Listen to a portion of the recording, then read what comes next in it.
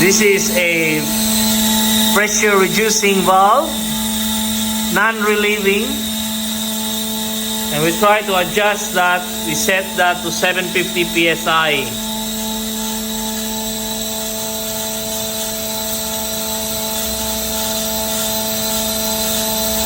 So we're using a relief as a load because the pressure reducing valve is control the pressure downstream.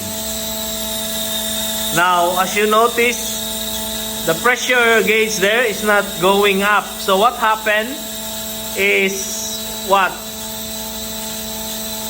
So he tried to put a load on the relief valve, but the pressure stays 115 psi. So you can now observe that the pressure reducing valve is only 115 psi because this controls the pressure downstream. No matter how you adjust that relief, it will not go up unless you adjust the pressure reducing valve.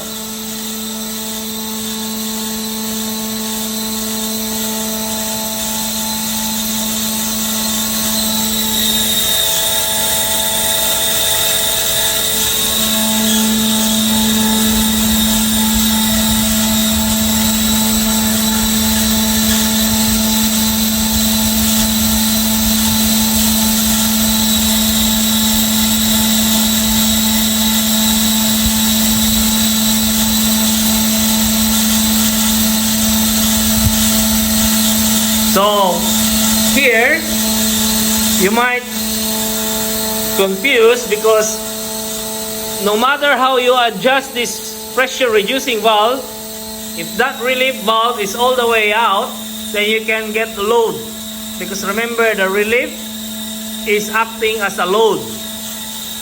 So you have to think. So you're putting a load, but the load is limited by the pressure reducing valve. So the way you adjust is put the load and see how much the pressure reducing spring.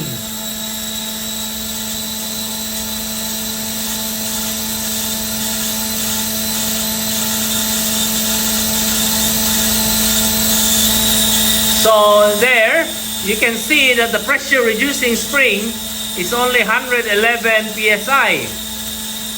So when you adjust the relief, the pressure reducing valve, when you're using a relief valve as a load, if the pressure reducing valve is out, to make it safe, you wind the relief valve all the way out and then readjust the pressure reducing and then recheck again.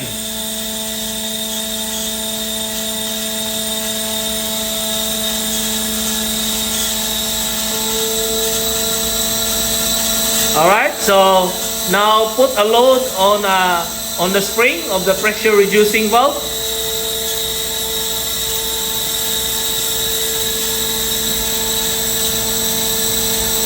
Don't be afraid to adjust. When you do the adjustment, don't be afraid because you have the relief valve there. And this pump here we set to 1000 psi, so it's safe.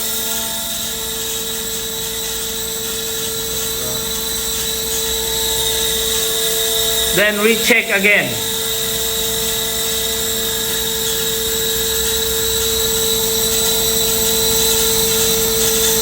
So it's putting a load now, and we'll see how much now is increasing because keep going until you see how much pressure reducing spring. So there, you can see the pressure reducing, keep going. It's only 626. So wind out the relief. Always wind out the load for safe. And then you know already that the pressure reducing spring is only 626. So we need 750 psi. So you keep adjusting in and then recheck.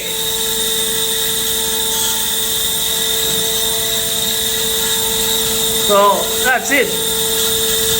If you understand the principle, you will not, you know,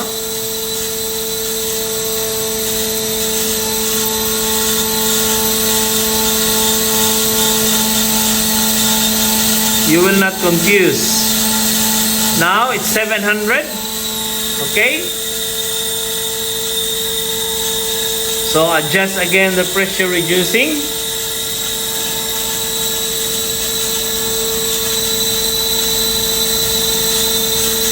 Yep. And then check. So that's it. Simple. So once again, the relief valve acts as a load.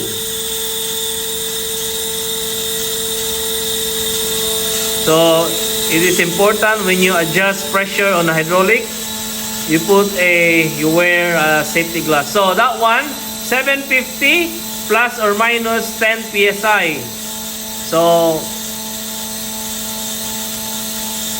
So you might back off a little bit.